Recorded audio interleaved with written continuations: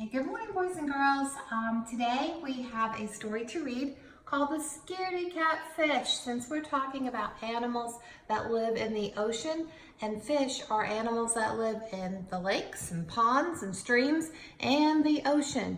And you might recognize these fish from our story at the beginning of the year called the rainbow fish. So this is called Scaredy Cat Fish.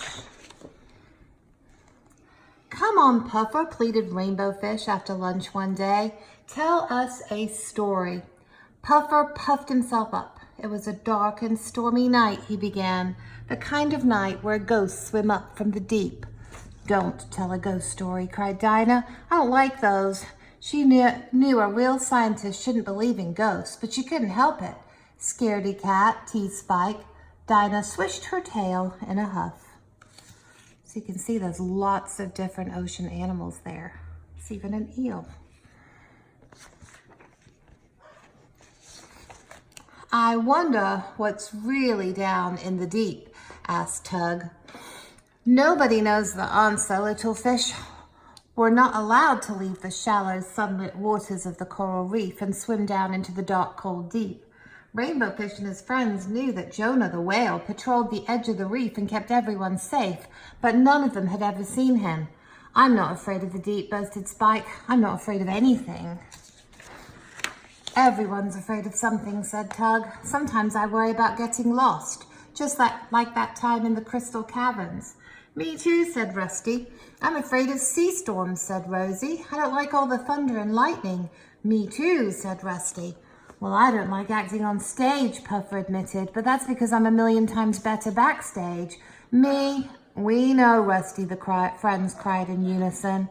Spike laughed at all of them. What a bunch of scaredy cats. "I am not a scaredy cat," said Dinah. "I know it's silly to be afraid of ghosts. I know they're not real. That's why I play at the sunken ship. I'm trying to face my fear head on. It's not scientific to be afraid." Scaredy cat, sang Spike. "Quit it, Spike," said Rainbow Fish. He didn't like the way Spike was teasing everyone, and he was nervous that Spike would pick on him next. Rainbow Fish didn't want to say his fear out loud. Luckily, Miss Cuttle rang the bell, and it was time to go back to class. All afternoon, Rainbow Fish thought about what Dinah had said. Maybe his fear was silly too. Maybe she was right. Maybe he should try and face his fear. After school, Rosie called, "Hey, Rainbow Fish, come play Follow the Leader." "Sorry," said Rainbow Fish, "I can't. I have something I have to do." "Can I come?" asked Tug.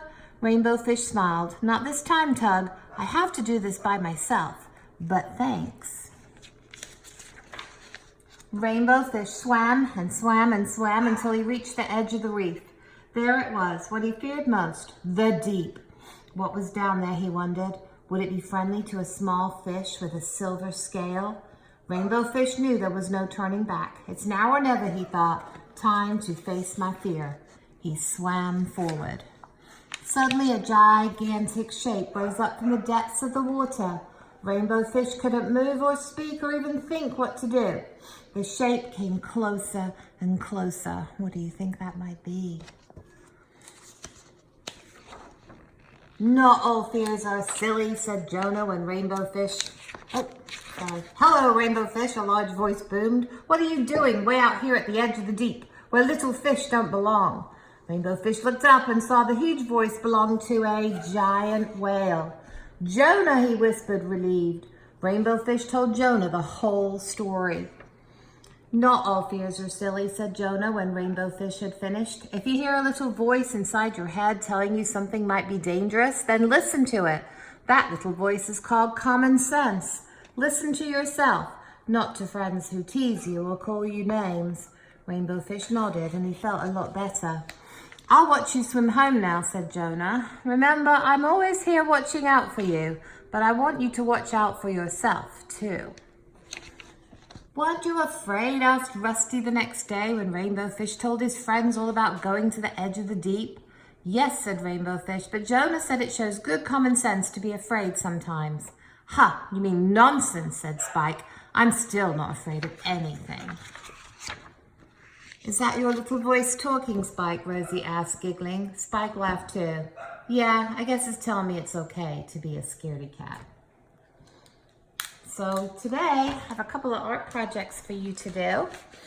You can use watercolors to make a fish, or if you have bingo markers, you can use your stamping bingo markers, or you could use crayons or anything you'd like. So you're going to start out with a paper plate, and you're going to cut one piece of the paper plate out for the fish's mouth, and then you're going to use this part for your fish tail. So you can actually staple it or glue it right here, and then you can draw an eye on your fish, give him some eyelashes, and then you have your fish, and you can make it a rainbow fish just like in our story. So another project I have too is to make a jellyfish. So you're going to need a bowl like this. I just had a bowl, and then I took a hole puncher and I made holes around the edge of the bowl. You can see just a whole bunch of holes. Then I drew 2 eyes on my jellyfish, gave my jellyfish some eyelashes. Then I took some curling ribbon. Maybe you have some of that, different kinds of colors. You could use ribbon. You could use whatever you have at home. Some lace, fabric, paper. And then I just pushed it through the holes. So this is great fine motor practice. And bent it over. You can tape it, or you can just kind of leave it. If you want to twist it, you can, or you can fold it just like this. So I can go back and forth, just like we did when we made our Valentine people in class. And then you have kind of a folded one. You can use your scissors to make it into like a spiral. And then you have a really cute jellyfish. So you just keep going all the way around, and you can make a cute jellyfish. All right, so the last thing I wanted to show you today was our jar, our estimation jar. So take a look. It's got all kinds of sea creatures in there. And think about your number for how many's in that estimation jar. All right, so last of all, I want to remind you that on Thursday, we're going to have show and tell with our sea animals, sea creatures. You can make a fish, you can make a jellyfish, you can make any kind of sea creature that you would like, and we're going to show those on Thursday on our Zoom meeting. Remember, we made a list of some different animals in the ocean. We had dolphin, fish, jellyfish, orca, sea lion, shark, stingray, whale, turtle, swordfish. And you guys came up with some other ones like octopus, sponges, clams, seahorses. So we have a whole bunch of different animals that you can choose from to create.